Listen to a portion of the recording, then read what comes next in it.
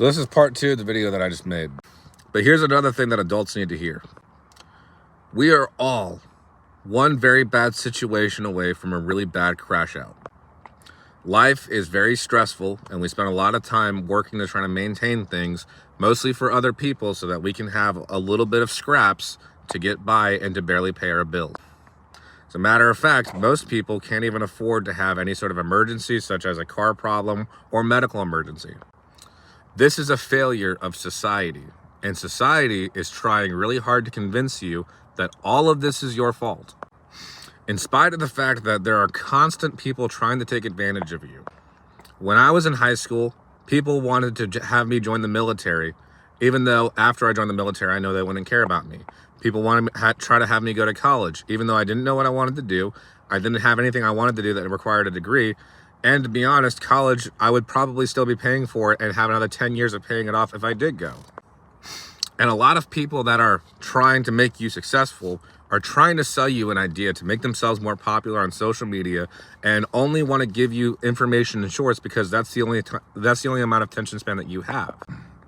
People are trying to sell stuff to you and trying to sell you ideas and sell you opinions, and it's not your fault. But it is your responsibility to try to make sure that you can navigate this and not be fooled so easily. Which brings me to my last point.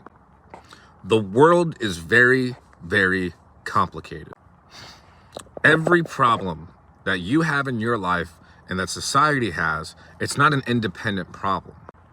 And because the human brain is a fleshy, flawed mess that is nothing more than just a bunch of wired programming that's meant to survive in the wilderness thousands of years ago, it's trying to understand things that human society itself has invented independent of nature.